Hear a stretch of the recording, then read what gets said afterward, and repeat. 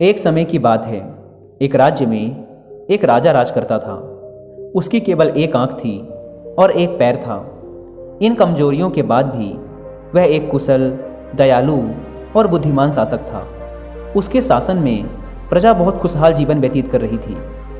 एक दिन राजा अपने महल के गलियारे में टहल रहा था।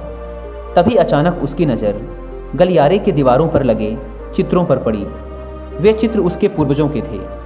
उन चित्रों को देख राजा के मन में विचार आया कि भविष्य में जब उसके उत्तराधिकारी महल के उस गलियारों में से गुजरेंगे तो उन चित्रों को देख अपने पूर्वजों को स्मरण करेंगे।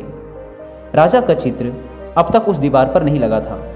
अपनी शारीरिक अक्षमताओं के कारण वह नहीं जानता था कि उसका चित्र कैसा दिखेगा, लेकिन उस दिन उसने सोचा कि उसे भी अपना चित्र उस दीवार पर लगवाना चाहिए।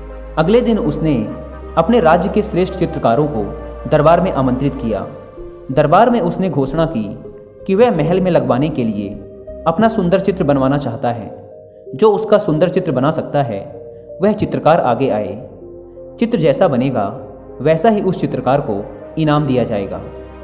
दरबार में उपस्थित चित्रकार अपनी कला में निपुण थे, लेकिन राजा की घोषणा सुनने के बाद वे सोचने लगे कि राजा तो काना और लंगड़ा है, ऐसे में उसका सुंदर चित्र कैसे बन पाएगा। चित्र सुंदर नहीं दिखा तो हो सकता है राजा क्रोधित होकर उन्हें सजा भी दे दे। यह विचार किसी को भी आगे आने का साहस ना दे सका। सब कोई न कोई बहाना बनाकर वहाँ से चले गए।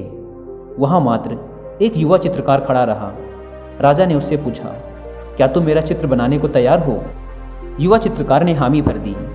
राजा ने उसे अपना चित्र बनाने की आज्ञा दे दी। अगले ही दिन से वह चित्रकार राजा का चित्र बनाने में जुट गया।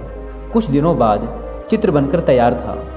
जब चित्र के अनावरण का दिन आया तो दरबार में दरबारी सहित वे सभी चित्रकार भी उपस्थित हुए जिन्होंने राजा का चित्र बनाने से इनकार कर दिया था। सभी उत्सुकता से चित्र के अनावरण की प्रतीक्षा कर रहे थे। जब चित्र का अनावरण हुआ तो राजा सहित सबके मुंह खुले के खुले रह गए। चित्र बहुत ही सुंदर बना था। उस चित्र में राजा दोनों तरफ पैर कर घोड़े पर बैठा हुआ था, जिसे एक ओर से चित्रित किया गया था और उसमें राजा का एक ही पैर दिखाया गया था। साथ ही राजा धनुष चढ़ाकर एक आंख बंद कर निशाना साध रहा था, जिससे उसके काने होने की कमजोरी भी छुप गई थी। यह चित्र देख राजा बहुत प्रसन्न हुआ। चित्रकार ने अपनी बुद्धिमत्ता से उसकी अक्षमताओं को छुपाकर एक बहुत सुंदर चित्र बनाया था। राजा ने उसे पुरस्कृत करने के साथ ही अपने दरबार का मुख्य चित्रकार भी बना दिया। तो दोस्तों, इस कहानी की सीख ये है कि अगर हमें जीवन में आगे बढ़ना है तो हमें हमेशा ही सकारात्मक सोच रखनी चाहिए। विषम परिस्थितियों में भी सकारात्मक दिशा में सोचने से किसी भी समस्या का समाधान आसानी से हो सकता है।